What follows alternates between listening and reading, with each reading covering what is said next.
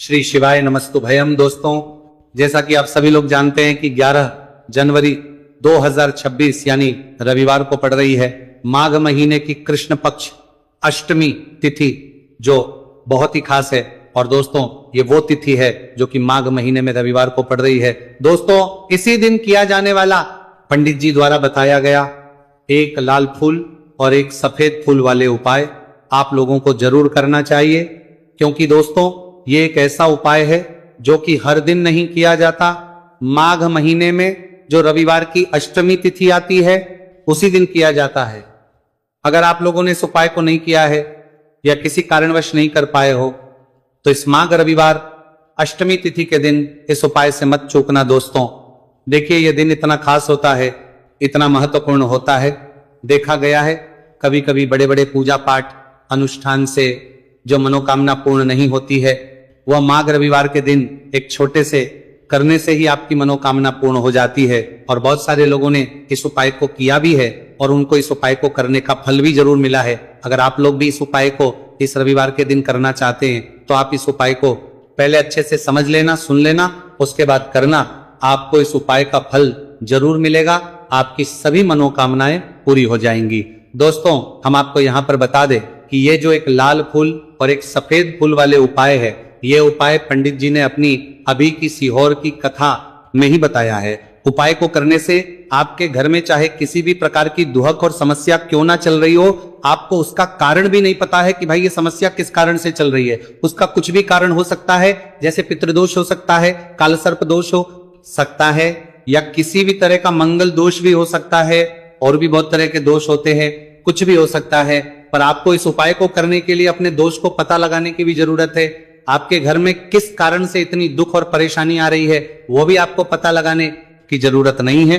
बस रविवार को अष्टमी तिथि के दिन इस उपाय को कर लेना है, क्योंकि इसी एकमात्र उपाय को करने से आपके पूरे घर परिवार में सुख और शांति हो जाएगी। आपके घर में अच्छे अच्छे काम होने लगेंगे। आपकी जो भी मनोकामना होगी वो भी धीरे धीरे करके पूर्ण होना शुरू हो जाएगी। अब हम समझते हैं इस एक लाल फूल और एक सफेद फूल वाले उपाय को आपको करना कैसे है, किसको करना है, किस करना है और कैसे करना है। देखो, उपाय बिल्कुल आसान है, बस समझने वाली बात है। ध्यान से समझिए, उसके बाद ही आप लोग जो है इस उपाय को जरूर कीजिएगा। सबसे पहली चीज हम लोग ये समझते हैं कि इस एक लाल फूल और एक सफेद फूल वाले उपाय को इस आने वाली रविवार अष्टमी तिथि के दिन किसको करना है। तो देखिए, इस उपाय को घर के सभी सदस्यों को करने की बिल्कुल भी जरूरत नहीं है। घर में से कोई एक मुख्य बड़ा सदस्य इस उपाय को करेगा तो उस घर परिवार के सभी सदस्यों को इस उपाय को करने का फल मिल जाएगा।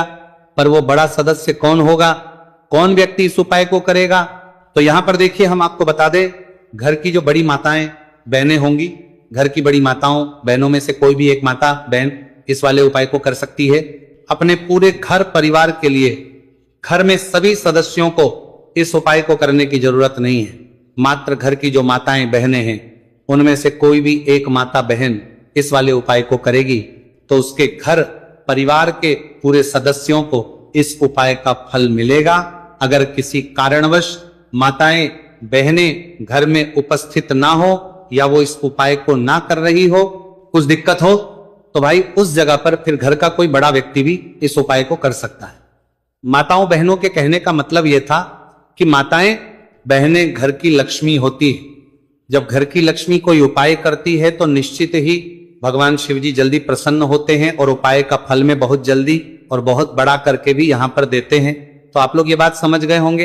अब हम ये बात समझते हैं कि इस वाले उपाय को हमें करना किस समय है। एक लाल फूल और एक सफेद फूल वाले उपाय को हमें अष्टमी तिथि के दिन करना किस समय है। तो देखिए, इस उपाय को करने का जो समय है, सुबह का समय भी है और शाम का समय भी है। अब देखिए, यहां पर हम मुख्य रूप से सुबह का समय नहीं बोलेंगे, क्योंकि देखिए ये जो अष्टमी तिथि है, और आप सभी लोग जानते हैं रविवार अष्टमी तिथि के दिन का प्रदोष काल का मतलब शाम का जो समय होता है ना, इस दिन भगवान शिव जी का सबसे प्रिय दिन होता है। तो आप लोग इसे एक लाल फूल एक सफेद फूल वाले उपाय को सुबह के समय भी कर सकते हो और शाम के समय प्रदोष काल में भी कर सकते हो। सुबह के समय अगर कर रहे हो तो 10 या फिर 11 बजे तक भी अगर उपाय करोगे तो भी आपको उपाय का फल मिलेगा। वही अगर शाम के समय कर रहे हो तो इस दिन जरूर शाम के समय का ध्यान रखना। कि शाम के 6 बजे से लेकर 7 बजे के बीच में अगर आप इस उपाय को कर सकते हो तो बिल्कुल कर लेना, पूरी कोशिश करना। पर अगर किसी कारणवश इस समय के बीच में ना कर पाओ तो रात 8 बजे तक भी अगर आप उपाय को करोगे तो आपको उपाय का फल जरूर मिलेगा। ये बात आपको समझ आ गई कि आप इस उपाय को सुबह और शाम दोनों समय कर सकते हो। मतलब करना दोनों समय, आपको एक ही समय है, घर में से किसी एक ही बड़े व्यक्ति को करना है, एक ही बार इस उपाय को करना है, दोनों समय नहीं करना है। आपको जो समय अच्छा लगे आप उस समय पर इस वाले उपाय को कर सकते हैं। तो चलिए जानते हैं इन विशेष उपायों के बारे में। लेकिन उससे पहले जो भी मेरे भाई मेरी प्यारी बहनें आज चैनल पर पहली बार आए हैं या मेरी आवाज आज पहली बार सुन रहे हैं, अगर आप भी महादेव के सच्चे भक्त हैं तो वीडियो को लाइक और चैनल को सब्सक्राइब जरूर कर लें और कमेंट बॉक्स में लिखें हर हर महादेव। देखो, अब सबसे पहली बात आती है कि इस उपाय को हमें करना किस लिए है।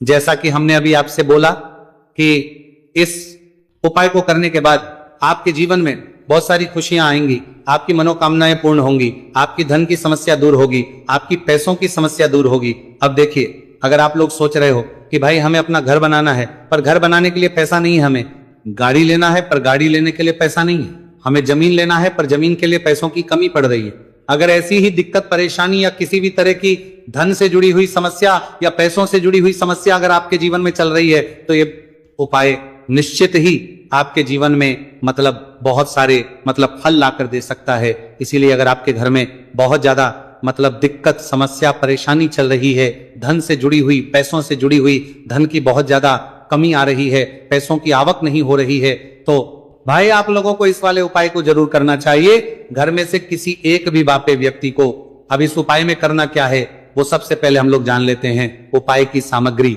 हम लोग सबसे पहले जानते हैं कि इस उपाय में किस किस चीज की आवश्यकता पड़ेगी। तो देखिए, उपाय का नाम तो एक लाल फूल और एक सफेद फूल वाला उपाय है, पर इस उपाय में कुल मिलाकर 4 सामग्री हमें लगने वाली, जो कि पंडित जी ने खुद सीहोर वाली कथा में बताया है।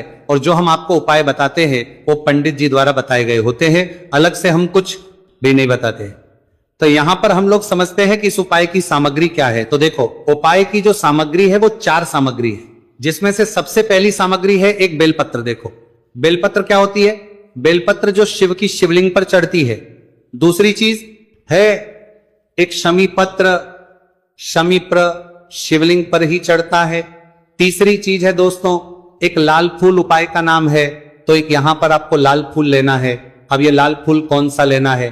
देखो, शिवलिंग के ऊपर जो लाल फूल चढ़ता हो उनमें से कोई भी एक लाल फूल पसंद कर लेना और वो कहीं से तोड़कर या कहीं से खरीद कर लेकर आना और उस लाल फूल को उपाय में प्रयोग कर लेना। उसके बाद में एक सफेद फूल का विशेष रूप से ध्यान रखना, जो सफेद फूल शिवलिंग पर चढ़ता हो सिर्फ वही सफेद फूल लेकर आना, इसके अलावा कुछ मत लेकर आना, लेकिन केतकी का मत लेना। तो एक एक मात्रा में ही आपको ये चारों सामग्री चाहिए, एक बेलपत्र, एक शमी पत्र, एक लाल फूल और एक सफेद फूल। ये चारों सामग्री आप लोग तैयार करके रख लें।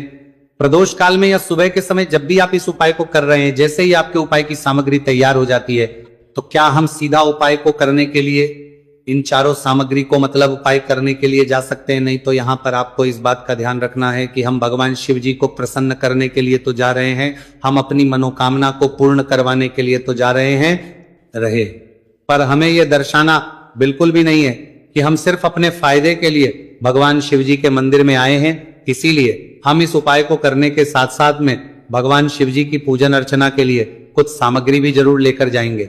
जैसे कि सुबह समय अगर आप उपाय को कर रहे हो, इसे एक लाल फूल और एक सफेद फूल वाले उपाय को, तो भाई सुबह के समय आपको एक लोटा जल लेकर जाना है। जो लोग प्रतिदिन शिव जी के मंदिर जाते हैं, पूजन अर्चना करते हैं, जल चढ़ाते हैं, फूल बेल पत्र सब कुछ चढ़ाते हैं, भाई वो अपनी पूजन अर्चना वैसी की वैसी ही करना। बाकी जो सिर्फ उपाय को करने के लिए जा रहा है, जो कुछ भी लेकर नहीं जा रहा है, उसे कम से कम एक लोटा जल अपने घर से भरकर लेकर जाना, अगर आप उपाय को कर रहे हो, है ना। क्योंकि इस वाले उपाय को आप भगवान शिव जी की पूजन अर्चना करने के बाद ही करना। वहीं अगर बात करें शाम के समय की, अगर कोई व्यक्ति शाम के समय प्रदोष काल में इस वाले उपाय को कर रहा है तो भाई आपको मात्र एक घी का दीपक तैयार करना है। ये बात हम हमेशा बोलते हैं, शाम के समय प्रदोष काल में कोई कर रहे हो ना, तो दीपक का विशेष महत्व होता है। रविवार, अष्टमी तिथि दिन का प्रदोष काल में जो भी व्यक्ति दीपक जलाता है ना भगवान शिव जी के मंदिर में, भाई उसके जीवन से सारी दुख और परेशानियां भी दूर होती है। तो भाई इस दिन दीपक का विशेष रूप से ध्यान रखना आप लोग। अगर आप इस उपाय को शाम के समय प्रदोष काल में कर रहे हो, है ना, ये जो दीपक आप लोगे ये आटे का लोगे।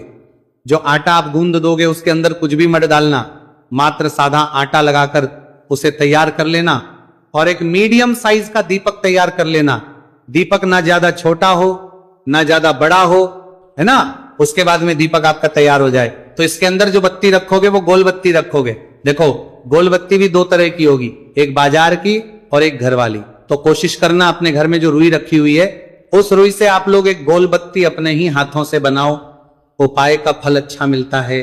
भगवान शिव जी जल्दी प्रसन्न होते हैं।